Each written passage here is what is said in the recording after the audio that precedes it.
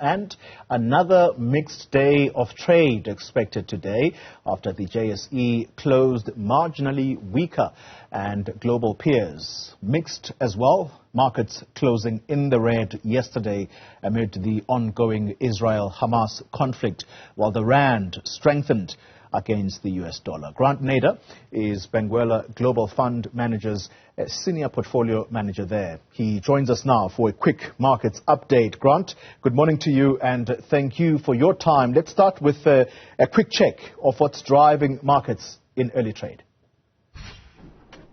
Good morning. Positive start this morning.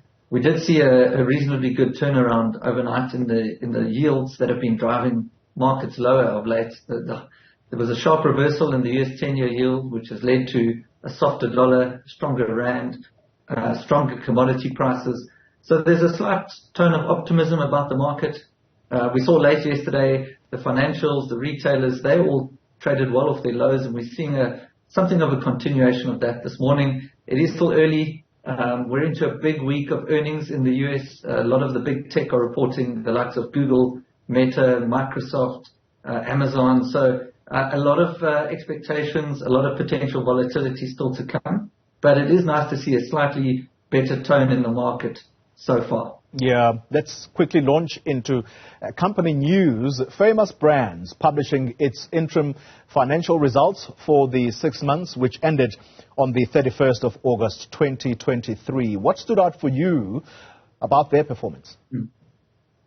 I think what stood out is, it wasn't a bad result on the top line. They grew revenue by 10%, but they converted that revenue into a loss of earnings of 7%. So it really tells you how much margin pressure they're under. The load shedding costs are hurting them. The consumer's in a tough place, so they're struggling to pass price increases on, and the input costs pressures in the food price inflation is hurting them as well. So I think many people are facing similar costs. We're seeing it from a number of businesses, but the lack of control in the margins is a concern. Having said that, they are still generating good free cash flow. They are positive in the outlook. They've got load shedding back up in place. With most of the businesses now, they're up to 95%. So there is something to be positive. I'd like to see them get a better control of their costs.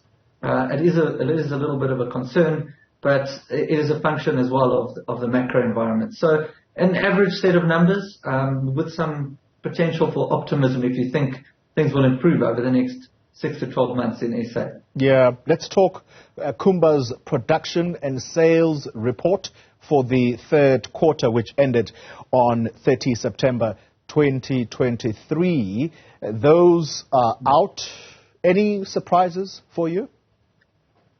So, it was a mixed bag, as we've seen a lot lately. I think from the production front, it was actually a decent set of numbers, only down slightly year on year and up quarter on quarter. So that's a positive. However, they are struggling to sell what they're producing. So sales were down year on year and quarter on quarter because there seem to be some issues in the ports and some sort of Transnet related issues there. Whereas the Transnet related rail had improved and helped production, they're now struggling in the area of the sales in the port. So that's a negative, but the positive, that is out of their control. What are they doing that's in their control? They're doing well. And they're getting an average of 10% price premium on their product, which shows you they are mining much better quality product. And that's another positive. So I would say on balance, if you're looking at what management is doing, it was a good update. I'm happy with the update. Yeah, let's conclude with Eskom, which has approved the procurement of more than 1,100 megawatts from private companies. These include mines. These are people who are saying, we have excess power. So here you are, Eskom. Help us make sense of what these developments tell us, perhaps about the state of South Africa's power grid and whether or not that is going to help the economy in the long run. I think it's a great initiative. This program was put in place a year ago, September 22. They finally got it approved to procure this 1,100 megawatts.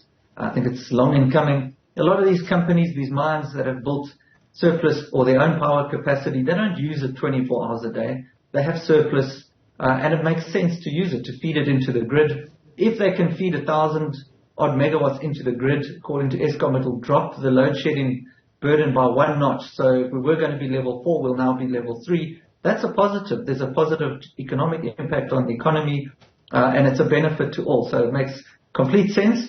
And also in the context of the fact that Eskom has budgeted 30 billion to spend on diesel as a backup power, rather spend some of that 30 billion procuring it from these IPPs or these mines and use that to keep the lights on. It's a lot cheaper than diesel. So it makes a lot of sense all round, and I'd like to see more of this. Grant Nader, thank you very much for that markets update, a Senior Portfolio Manager at Benguela Global Fund.